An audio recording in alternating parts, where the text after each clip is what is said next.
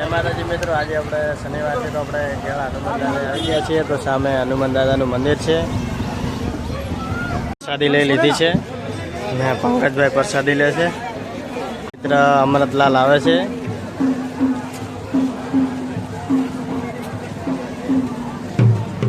તો આપણા મિત્ર અમરતલાલ આવી ગયા. રામ રામ.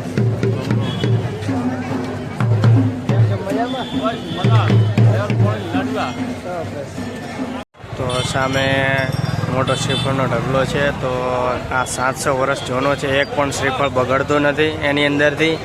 એની અંદર જીસીબી લાવીને ચેકઅપ કરવામાં આવ્યું હતું તો પણ એક શ્રીફળ બગડ્યું નહોતું અંદરથી. તો આપણે જઈને તમને દર્શન કરાવીએ. આપણે તેલ સિંદૂર ચડાવવાનું છે તો આપણે લેણની અંદર આવી ગયા છીએ. તેલ સિંદૂર ચડાવીએ તો 10 રૂપિયા પેટીની અંદર મૂકી દેવાના. આપણે તેલ સિંદૂર ચડાવવાનું છે.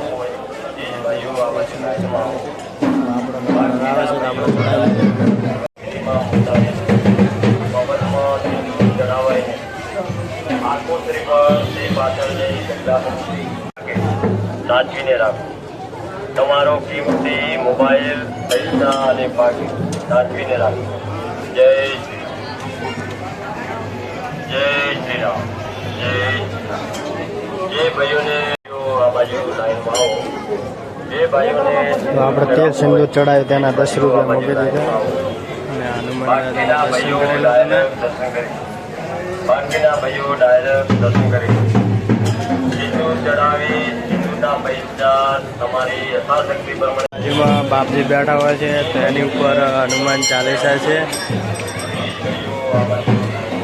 પછી હનુમાન દાદાનો ઇતિહાસ છે તો આપણે એ પણ ઇતિહાસ તમને જણાવીશું.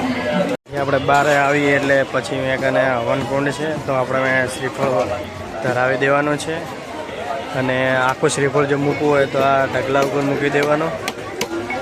ને આ અમરતલાલ છે તો શ્રીફળ વધેરે છે. જુઓ અમરતલાલ શ્રીફળ વધેરે ને હવે આપણે શ્રીફળ વધેરે દઈએ. પ્રસાદી ધરાવીને અમરતલાલ વસ્તુ લેવા માટે આવી ગયા છે.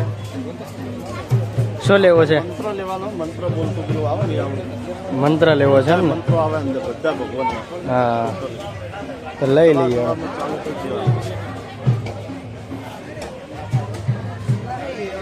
આ બધી છબીઓ છે.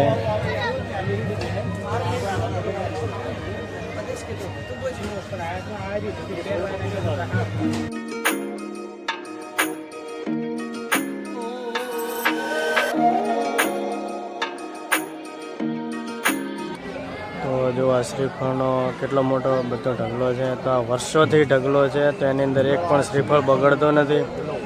700 વર્ષ જૂનો છે પણ એક શ્રીફળ બગડતું નથી. અને જીસીબી લાવીને ચેક કરવામાં આવ્યું હતું કે બગડે છે કે નથી તો પણ તે બગડ્યું નહોતું એક પણ શ્રીફળ. આ જો શ્રીફળ કેટલા બધા છે અને આ બાજુ મંદિર પણ આવી ગયું અને ઢોલ ત્યાં વાગે છે.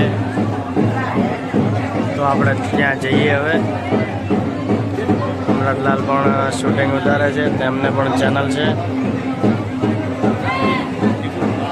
આવો કેમ